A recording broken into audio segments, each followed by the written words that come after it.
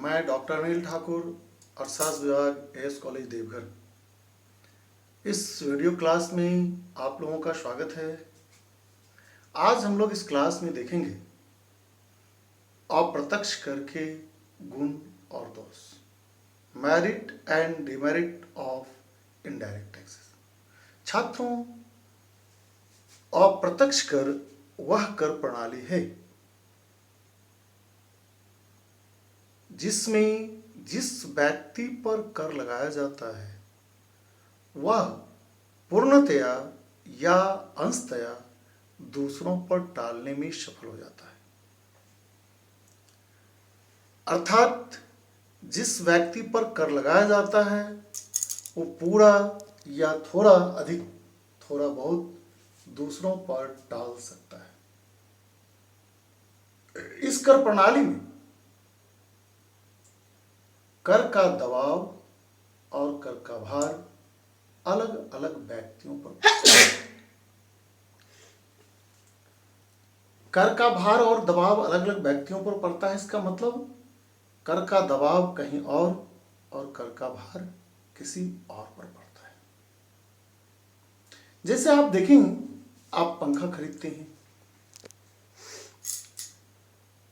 आप फ्रिज खरीदते हो, यह तमाम ऐसी चीजें आप खरीदते हैं तो आप देखेंगे कि अलग से जीएसटी, पहले आप देखें तो अलग से सेल टैक्स, ये जो लिया जाता है ये क्या है? यही अप्रत्यक्ष कर है। इसमें आप कर दे रहे हैं, लेकिन आप कर किससे दे रहे हैं? जिससे आप सामान खरीद रहे हैं। आप कर दुकानदार को दे रहे हैं, आप कर सीधा गवर्नमेंट को नहीं दे रहे, सीधा सरकार को नहीं दे रहे। तो यहां मध्यस्थता होती है, यहां इंटरमीडिएटरीज, बिचौलिए, यहां सरकार और जनता के बीच कर का सीधा संवाद नहीं, सीधा नहीं संबंध। तो इस तरह से हम देखते हैं कि अप्रत्यक्ष वह कर है जिसे जिस व्यक्ति पर लगाया जाता है वह दूसरे पर टाल देता है। उदाहरण के लिए, अगर कलम कंपनी पर टैक्स लगता है वो फिर होलसेलर को टालेगा। ठीक है, वो चुका देगा, लेकिन फिर होलसेलर से ले लेगा, होलसेलर फिर वो रिटेलर से लेगा, रिटेलर भी नहीं चुकाएगा, वह भी शिफ्ट कर देगा और जो अंतिम कंज्यूमर होता है वही इसे चुकाता है। अर्थात इंपैक्ट कंपनी पर पड़ा, कंपनी के मालिक पर पड़ा, और इंसिडेंस कंज्यूमर पर पड़ा, लास्ट कंज्यूमर पर। अर्थात यहां इंपैक्ट किसी और पर और इंसिडेंस किसी और पर। इस तरह से हम देखते हैं कि इस कर प्रणाली में इंपैक्ट और इंसिडेंस अलग अलग पड़ता है। इसे परिभाषित करते हुए डाल्टन कहते हैं, an indirect tax is imposed on one person but paid partly or perfectly by another. अर्थात अप्रत्यक्ष कर वे कर है या वह कर प्रणाली है जो लगाए तो किसी एक व्यक्ति पर जाते हैं, लेकिन इसका आंशिक या पूर्ण रूप से भुगतान किसी अन्य व्यक्ति को करना पड़ता है या अन्य व्यक्तियों को करना पड़ता है। वहीं अगर हम जेस मिल को देखें तो according to J S Mill, an indirect tax is demanded from the person in the expectation and intention that he shall indemnify himself at the expense of another. अर्थात एक अप्रत्यक्ष कर उस व्यक्ति से मांगा जाता है, उस व्यक्ति से लिया जाता, वसूला जाता है जिसने पहले से ही यह विचार कर लिया हो कि वह अपनी हानि को दूसरे से पूरा कर लेगा। अर्थात वह हानि खुद ना लेकर के वह हानि दूसरों पर टाल देगा। इस तरह से हम देखते हैं कि प्रत्यक्ष कर में भार, दबाव और भार अलग अलग व्यक्तियों पर पड़ता है। जहां तक रहा इसके गुण और दोष का सवाल, तो हम कह सकते हैं कि सबसे बड़ा गुण अगर प्रत्यक्ष कर का कुछ है तो वो है सुविधाजनक। वैसे आपको आश्चर्य होगा जानकर कि एक भीख मांगने वाला भी दिन में 2 बार 3 बार टैक्स चुकाता है। इसमें कोई आश्चर्य की बात नहीं। वो बीड़ी पीता है, वो नमक खरीदता है, वो हल्दी पाउडर खरीदता है, जो बेसिक नेसेसिटीज जरूरत की चीजें वह भी खरीदता है। और जब खरीदता है, जब खरीदता है, तब तक वह टैक्स भी करता है, लेकिन उसे असुविधा नहीं होती। दूसरी बात यह है कि ये जब कंज्यूम करते, जब उपभोग करते, तब चुकाते हैं। तो इसीलिए एक बार चुकाना नहीं पड़ता है। तो प्रत्यक्ष अप्रत्यक्ष कर का, परोक्ष कर का सबसे बड़ा गुण है कि यह सुविधाजनक होता है। अर्थात जैसे जैसे लोग कंज्यूम करते हैं और वैसे वैसे उसे चुकाते जाते हैं। दूसरी बात यह है कि इसमें कर वंचन संभव नहीं है, अर्थात कर की चोरी असंभव है। 2 ही बात हो सकता है। अगर दुकानदार चाहता है कि हम टैक्स ग्राहकों से ना लें, तो ऐसी स्थिति में दुकानदार खुद चुका दे। टैक्स तो चुकाना ही है। जितना सामान बिक रहा है उसका टैक्स उसे चुकाना पड़ेगा। तो इस तरह से हम देखते हैं कि इसमें कर वंचन, करों की चोरी संभव नहीं है, क्योंकि यह जो लगाया जाता है उसकी भरपाई वह चाहे वो तो या तो वो ग्राहक से करे या खुद करे, लेकिन उसे करना पड़ेगा। यह चोरी बिल्कुल संभव नहीं है। तो इस तरह से इसका दूसरा गुण है करवंचन कठिन, लेकिन तीसरा जो महत्वपूर्ण गुण है वह है न्यायोचित, न्यायपूर्ण। क्योंकि यह कर सब पर लगाया जाता है, गरीब हो अमीर हो।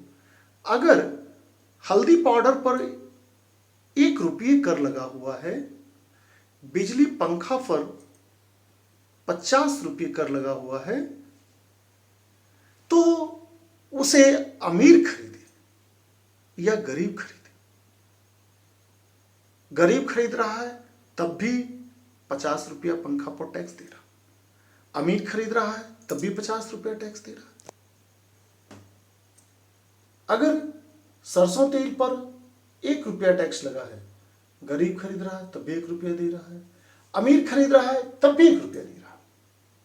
तो निश्चित रूप से यहां गरीब अमीर मध्यम वर्ग इन सारे भेदभाव को हटा दिए जाते हैं। इससे कोई लेना देना नहीं होता है और ये सब पर समान रूप से लगाया जाता है। इसलिए जो अप्रत्यक्ष कर है इसे न्यायपूर्ण, न्यायशील कहा जाता है। चौथी जो महत्वपूर्ण बात है वह है लोचपूर्ण, अर्थात इसमें फ्लेक्सिबिलिटी, लोचशीलता है, इलास्टिसिटी। सरकार जब चाहे तब इसको बढ़ा दे, जब चाहे तब घटा दे। अगर अधिक आय की प्राप्ति है या सरकार को लग रहा कि कुछ ऐसी वस्तुएं हैं समाज में, सोसाइटी में बिक रही है जो सोसाइटी की हेल्थ के लिए, हमारे समाज की नुकसानदेह, हमारे समाज के लिए नुकसानदेह, जैसे शराब, टोबैको प्रोडक्ट्स, ये सब पर अधिक कर लगाकर इसके उपभोग को रोक सकती है और जो हमारा समाज है, हमारी जो सोसाइटी है, उसके हेल्थ को वो बेहतर कर सकती है सरकार। तो निश्चित रूप से यह जो कर है यह लोचपूर्ण है। इसमें उतार चढ़ाव लाया जा सकता है, इसमें परिवर्तन लाया जा सकता है। 5वां महत्वपूर्ण गुण है कि सामाजिक लाभ। यह सामाजिक लाभ से तात्पर्य है वही कि जो हानिकारक वस्तु है समाज के लिए उस पर अधिक टैक्स लगाई जाए और जो फायदेमंद वस्तु है उसे टैक्स से स्वतंत्र कर दिया जाए या उस पर सब्सिडी दे दी जाए।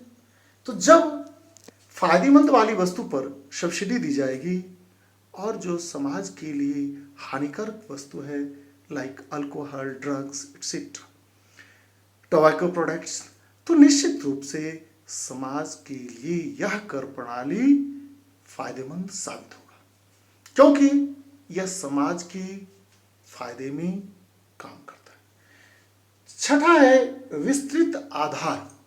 यह जो कर प्रणाली है इसका आधार बहुत विस्तृत है।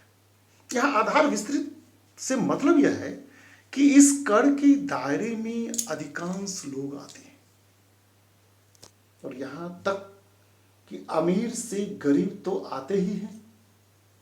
जब बच्चे जन्म लेते हैं और जब अंतिम संस्कार होता है वहां तक की गतिविधि इसके अंतर्गत आता है। जब बच्चे जन्म लेते हैं तो आप वाटर ड्रॉप पिलाते हैं, उस पर भी इंक्लूसिव ऑफ ऑल टैक्सेस लिखा रहता है।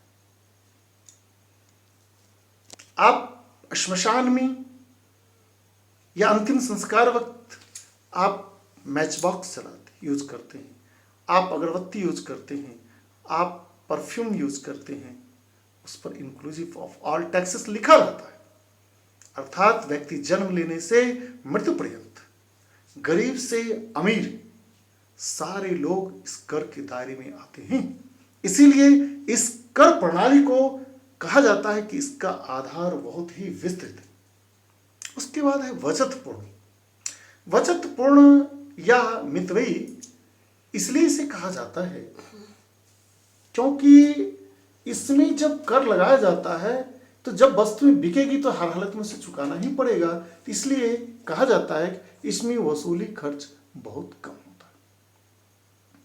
छात्रों, इस प्रकार हम लोगों ने देखा कि अप्रत्यक्ष कर या परोक्ष कर के बहुत सारे फायदे हैं, गुण हैं, सकारात्मक प्रभाव है, लेकिन इसके कुछ नकारात्मक प्रभाव भी हैं। इसके डिमेरिट्स हैं, इसके दोष भी हैं जिसे हम लोग इनकार नहीं कर सकते हैं। तो बहुत सारे अर्थशास्त्री, बहुत सारे विद्वान ने इसके जो हमारा डार्क साइड है, जो इसका ड्रॉबैक्स है, इसकी जो कमियां हैं, जो इसका डिमेरिट्स है, उसको भी इन्होंने लिया है। तो इसकी जो सबसे महत्वपूर्ण अवगुण है वो है न्यायपूर्ण।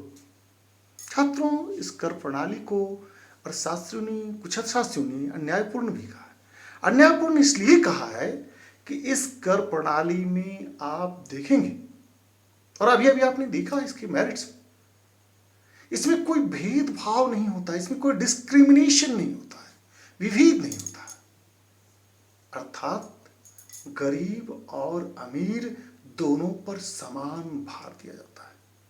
मतलब जो भी वस्तु खरीदेगा, चाहे अमीर लोग खरीदें या गरीब लोग, उसे चुकाना होगा। तो इस प्रकार से अगर हम देखें तो अमीर के लिए ही उतना ही टैक्स जितना कि गरीब के लिए, तो निश्चित रूप से यह अन्यायपूर्ण है।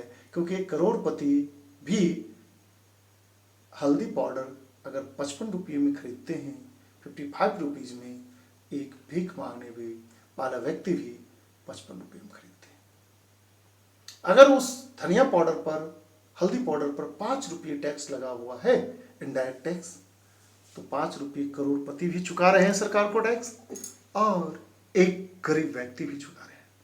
तो छात्रों, निश्चित रूप से इसे अन्यायपूर्ण कहा जा सकता है। इसमें कहा जा सकता है कि न्याय को ध्यान में रखकर यह नहीं बनाएगा। लेकिन दूसरी जो महत्वपूर्ण इसका दोष है वह अनिश्चितता। और निश्चितता इन सेंस कि ये कब बिकेगा, कितनी मात्रा में बिकेगा। जब मंदी होती है, महीनों महीनों माल पड़ा रहता है, तो जब बिकेगा तभी तो टैक्स आएगा। तो ये कब बिकेगा इसकी कौन गारंटी देगा। इसीलिए इस कर प्रणाली को, परोक्ष कर प्रणाली को कहा जाता है कि यह अनिश्चितता है। इसमें यह अनिश्चित है कि कब इससे आय प्राप्त होगा, कितनी मात्रा में प्राप्त होगा, यह कहना बहुत ही मुश्किल चीज। उसके बाद है अमितव्ययी। तो अमितव्ययी यहां इसलिए कहा जाता है डिसइकोनॉमीज, क्योंकि यहां जो कर लगाया जाता है और जो कर अंतिम में चुकाता है, इसके बीच जो गैपिंग होता है, बहुत ज्यादा गैपिंग होता है। तो कब बिकेगा, कितनी मात्रा में बिकेगा, फिर तो इस तरह से हम देखें कि निश्चित रूप से इसमें कहीं न कहीं वसूली खर्च ज़्यादा होता है। इसके रिकॉर्ड रखने में, रिकॉर्ड कलेक्ट करने में खर्च ज़्यादा, इसलिए इसको अमित वही कहते हैं। और चौथी जो अवगुण है वो है नागरिक चेतना का अभाव, लैक ऑफ सिटीजनशिप। कि ये जो सिटीजनशिप है, नागरिकता जो है, वह उसको लगता नहीं है कि वो चेतना कहीं, कॉन्शसनेस कहीं उसका है, क्योंकि वह जब टैक्स देता है तो उसे पता ही नहीं चलता है हमने कितनी मात्रा में टैक्स दिया। जबकि डायरेक्ट टैक्स में सरकार के साथ उसका सीधा संबंध होता है। जब वो टैक्स देता है तो उसे लगता है हम इतना टैक्स दे रहे हैं, हम इतना कर दे रहे हैं, तो उसे एक नागरिकता की जो भावना है, नेशनलिटी जो राष्ट्रीयता, उसकी भावना जागृत होती है। लेकिन इसमें वैसा कुछ भी नहीं होता, क्योंकि यह सिर्फ सामान खरीद के ला रहा है, टैक्स गवर्नमेंट को दे रहा है, यह ऐसा लगता ही नहीं। इसीलिए इसमें नागरिक चेतना का सर्वथा अभाव पाया जाता है। पांचवी जो महत्वपूर्ण बात है वो है बेलोचपुण। छात्रों, अगर इनडायरेक्ट टैक्स को कम कर दिया जाए तो आप देखेंगे कि देश भर में कोई यह नहीं कहेगा कि वस्तुएं इतनी सस्ती क्यों हो गई। लेकिन जरा सा आप देखें कि 1 रुपये अगर बढ़ जाता है तो रोड पर लोग सड़कों पर उतर आते हैं, लोग प्रोटेस्ट करने लगते हैं, विरोध प्रदर्शित करने लगते हैं। तो निश्चित रूप से हम कह सकते हैं कि यहां कर घटाना तो आसान है, लेकिन बढ़ाना मुश्किल है। तो हम इसको इनइलास्टिक कह सकते हैं, बेलोचपूर्ण कह सकते हैं। तो इस तरह से यह कर्ज का जो दोष है, महत्वपूर्ण दोष यह है कि यह बेलोचपूर्ण है। और छठा है प्रभावोत्पादक मांग में कमी। यह जो परोक्ष कर है, यह इफेक्टिव डिमांड कम कर देता है, क्योंकि जब भी परोक्ष कर लगता है, इनडायरेक्ट टैक्स लगता है, तो वस्तुएं महंगी होती है, और महंगी होती है तो लोग कम खरीदना पसंद करते हैं और डिमांड कम हो जाता है। इसलिए यह जो है इफेक्टिव डिमांड को कम कर देता है, प्रभावोत्पादक मांग को कम कर देता है। सातवां है इसका दोष प्रतिगामी, यह टैक्स रिग्रेसिव। प्रतिगामी इस अर्थ में कहा जाता है क्योंकि इसमें गरीबों पर ज्यादा भार लगता है और अमीरों पर कम। क्योंकि 1 करोड़पति अगर हल्दी पाउडर पर 5 रुपये टैक्स दे रहा है, वो कुछ नहीं दे रहा है किसके, इन कंपैरिजन टू बेगर में। एक भीख मांगने वाला व्यक्ति 5 रुपये दे रहा, एक अरबपति भी 5 रुपये दे रहा। तो निश्चित रूप से यह कर प्रणाली में एक गरीब व्यक्ति पर ज्यादा भार पड़ता है अमीर की तुलना में। इसीलिए इस कर प्रणाली को प्रतिगामी कहा जा सकता है। इस पर गरीब पर ज्यादा और अमीर पर कम भार पड़ता है। और सबसे बड़ी बात यह है इसका दोष कि इसमें मध्यस्थता ज्यादा है, बिचौलिए, सीधा संबंध नहीं है सरकार के साथ। आप जब टैक्स देते हैं तो आप दुकानदार को देते हैं, दुकानदार जो रिटेलर है वो होलसेलर को देता है, होलसेलर जो है वो प्रोड्यूसर को देता है, और प्रोड्यूसर फिर सरकार को। तो इस तरह से देखिए बीच में एक लंबी जो है वो मध्यस्थता है। इस तरह से देखेंगे कि सरकार और जो टैक्स पे इसके बीच सीधा संबंध इसमें नहीं पाया जाता। जिस प्रकार हम देखते हैं कि अप्रत्यक्ष कर के ढेर सारे दोष हैं और इसके गुण भी हैं। तो हम कह सकते हैं कि भारत जैसे देशों में इसके दोष को देखते हुए भी यह कहना कि प्रत्यक्ष कर नहीं लगाना चाहिए गलत होगा, क्योंकि प्रत्यक्ष कर का आधार विस्तृत होता है और भारत जैसे देशों में खास करके अप्रत्यक्ष कर ही ज़्यादा सुटेबल है। और इससे हमें लगभग 70% लोग या सरकार, कुल सरकार की जो आय है उसमें 70% जो है कर से जो आय प्राप्त होती है वो अप्रत्यक्ष कर से प्राप्त होती है। धन्यवाद, हम लोग मिलते हैं अगले वीडियो में।